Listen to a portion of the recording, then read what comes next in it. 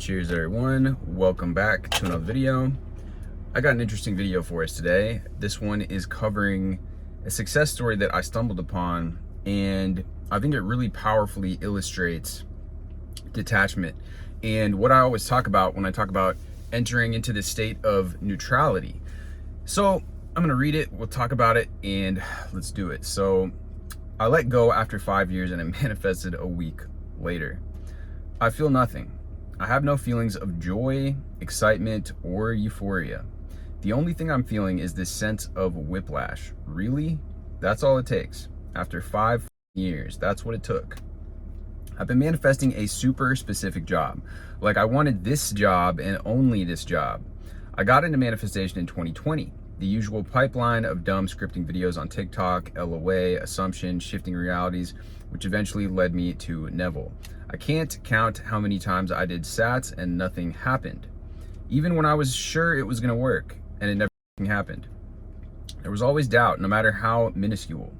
At the end of 2024, I had a really bad breakdown and something snapped inside me.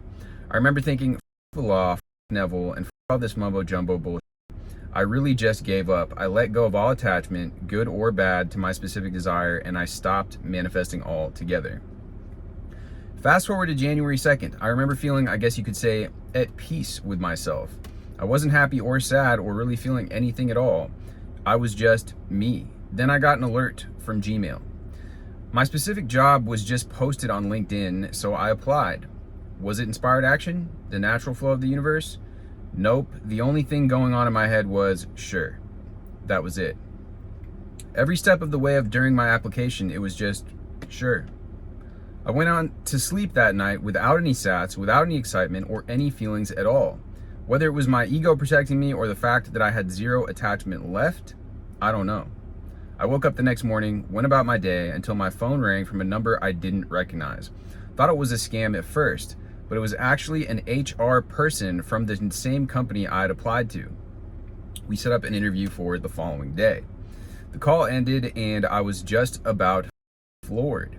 I couldn't believe how fast this was happening. You mean to tell me that after 5 years, I have an interview this quickly for something I would have sold my soul for in a heartbeat?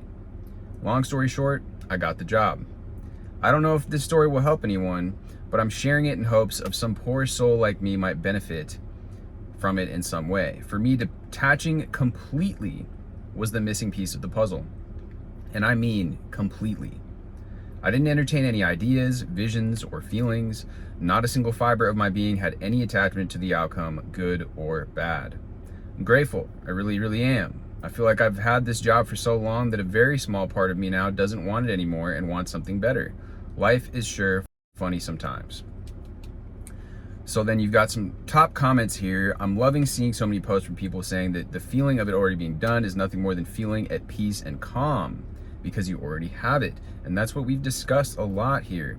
It's as simple as that. Congratulations on your new job. And that's why, like I've said before, and other people have said this too, it's about internally shifting to a degree that you are no longer needing this thing. It's the internal shift. And really, so that what it goes down to too is like your control over your emotions, your control, so that you're not going too far this way or too far that way. That's why I always use this visual model here, this overly excited frothing at the mouth and this fearful avoidant, I can't get this, it's too good for me. In the middle, we have this calm, and this is what I would describe as detached intention. That's what she did here. This idea, that word, sure, that type of emotion that's just like calmly taking steps towards your goal. And this is what Vadim Zeland talks about in transurfing. And I honestly think that in a lot of ways, his model of reality creation, manifesting, whatever you want to call it, is simpler and easier for people to probably grasp and understand than a lot of Neville's stuff. Don't get me wrong, I love Neville, and I think that he has obviously a place. He's carved out this space. Everybody loves his teachings. I think that one reason they gravitate towards him is because he's so dogmatic. And you notice that a lot of people that are charismatic, a lot of people that speak in absolutes, it is already done, blah, blah, blah, you have to do it like this. a lot of times you'll see this with public figures, you'll see this with politicians, or just people that gain influence. People, that type of way of speaking, that this is just how it is, especially if the person has a lot of conviction in what they're saying, is kind of magnetic, and it attracts followers. You know, cult leaders speak like this and stuff. And I'm not even saying that, I'm not saying that that it's bad necessarily, but it can be. It can get people to think in this echo chamber that it has to be like this, and if you don't do it like this, and the idea, I'll talk about this in a future video too, but the feeling being the secret, what happens with the problem that we run into with this is, as soon as we don't feel that feeling of what we think we should feel, which may be excited, which may be this like feeling that, yes, like, you know, I have the thing, and it, people identify, and you know, got people like Abraham Hicks and all this, these people talking about, you know, being in the state, and it's like this high flying feeling. And if we feel these negative emotions, because as human beings, we're gonna feel negative emotions. Like, I'm sorry to break it to you, that's part of the human experience. But what happens when we dial in so hard on this Neville style stuff, this Abraham Hicks style stuff, is anytime we feel those negative emotions, then we're like, oh, bad me, bad Alex for not feeling the state of the wish fulfilled, bad whatever your name is, and you get down on yourself. You start beating yourself up that you're not in this state of the wish fulfilled or whatever the hell. And that's compounding the problem. A lot of the times, you know, the Stoics and a lot of these philosophers have talked about, we suffer more in the mind than we do by reality. And I think that that's a very valid point. I think it's very true that we are creating our own suffering by doing these things. And we could get into, you know, very deep philosophical discussions about this, but in terms of the practical application for getting what you want in your life, the more that you get down and beat yourself up because you're not doing this thing, this process correctly, or you haven't seen the results from the 3D, you haven't gotten the external indicators that you're doing this correctly, and the more that you allow that to eat away inside of you, the more that you are going to spiral and continue into that process. And so that's why, that's the danger that I see with going with this really dogmatic way of thinking that I see a lot of people doing. But I'm gonna read a couple more comments here, and we'll round out the video and see if there's any more points to make. But I do have a process, which I'll be doing in an upcoming video, on how to detach, how to really enter into that state of neutrality. Because the more that we're able to do that, the more that we're going to notice that we're removing the blocks. Like, we're getting in our own way by being really obsessive about this thing, by being really like attached to this feeling, or attached to this certain way, or this certain thing that we've heard online is like how we're supposed to do things, or how they're supposed to be. All right, so I spent hours in this sub and several others about LOA, and noticed that the methods are all different. Of course, we're unique, but in almost all of them, there is one common point: detachment, letting go, kind of not caring anymore. And even in my own individual manifestations that were successful, they were the ones where I simply didn't care about the outcome, while the unsuccessful ones were the ones where I pressured the outside world the most for them to happen. I know that this, although common, is not a rule, because again, we're unique. Everyone has their beliefs and ways of achieving things, but it's very interesting to see that that rest is present in many stories. Okay, so yeah, so let's check out what this person said. They got a lot of upvotes on this comment. I think the biggest part of letting go is to take the thing you want off the requirement for my happiness pedestal. Agreed. In my case, I found myself decently unhappy because I wanted this specific job. As long as I didn't have it, I was always feeling like something was missing in my life, and whatever achievements I accomplished, I felt little to no fulfillment from them because I still didn't have the thing I wanted most. Even when I manifested minor versions of the job, same work but less pay, I didn't feel like it was enough. So I realized that I was giving something outside of myself all the power to dictate my state of being in order to feel good, and I'd have to take a different approach. What changed the quality of my life day to day was the process of fulfilling myself with the imaginal act of doing the job. And I've talked about this before too, guys. Giving it to yourself in the 3D. There's only there's only 3 ways to get rid of this emotional tension, which again, I'm going to give you guys a process for in an upcoming video. And also I have a process for in my book. I would really, really recommend anybody that if you watch these videos, if you enjoy my content, if my content resonates with you, I'd highly recommend getting the book that I wrote, because it has, in a step-by-step formatted fashion, all of the best techniques that I've arrived at. And it also has the detachment process that I'm going to give you guys in this upcoming video. But it's really going to shift the way that you change, the way that you see things. And I just got off the phone with a client of mine the other day, and we went through a process where she was literally crying. And that's just how much of an impact these processes make. And I could just tell that things are shifting for her. I'm excited to, follow up with her in the weeks to come, but you're going to shift into a different state by engaging with these types of processes. So I'm going to continue reading here.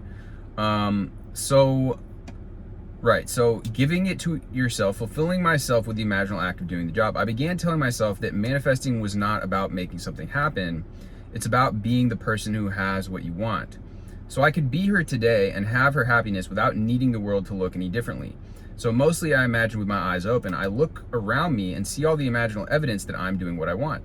Yeah, that's like this 3D overlay technique that I've talked about. I reach out and feel it. I hear what I want to hear. Then I feel gratified. And when I go to the store or interact with someone, that wholeness that I feel comes out of me and makes life really enjoyable. Nothing needs to happen anymore. Even if the world doesn't shift to match me, as long as I know that I'm walking through the world as a whole person, I will be living a very good life. I think that attitude allows us to let go without trying to force ourselves to want something or giving up altogether. The law will take care of the rest. This is very well put. This is very well written, and I'm glad that I read this comment here, because that is what it's about. It's not, we create these videos, or on YouTube, all these videos like, it'll change, you'll manifest it overnight, and we understand why, right? Because we all want the desired result. But what is it that we really want? We really want that feeling that we think that this thing is going to give us. And it may give us this thing. It may give us that feeling. Oftentimes, the feeling is more fleeting than we would imagine. The feeling of that relationship or that money is great. It is great to be financially secure. It is great to have a loving person in your life. But oftentimes, it's not all that it's cracked up to be. We delude ourselves into thinking that this thing is going to lead us to some ultimate utopian happiness that is forever and permanent, like this heaven on earth type of situation.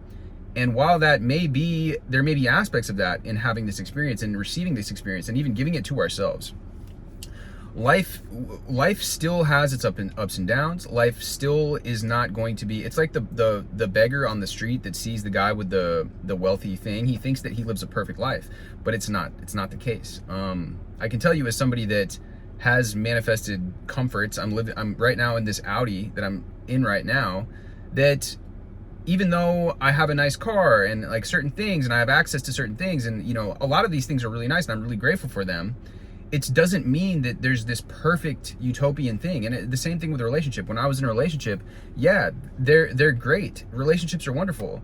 But is it perfect? No, the answer is simply not the case. And so when we come to that understanding, when we realize that and like I said, I'm going to give you guys a process to do this, but in the next upcoming video here. But I'm going to read a couple more comments just to get a couple more perspectives on this and before we wrap up. So in my opinion, it sounds all those years you were hyper-focused on the how, searching for it, trying to get it, which is fine, because you're starting off with the law, and that's what a lot of people tend to fall into. Once you drop the searching, the trying, it all just came to you because your subconscious had already picked this up for so long. Once you gave it space to physically reflect without contradiction, it came just as quickly. When you're searching and trying, you don't have said thing. When you don't try and it's all just fine, you're already the being who has said thing. Do you go trying and waiting for a phone you already own? No, you already know where it is. Okay, we get it. Right.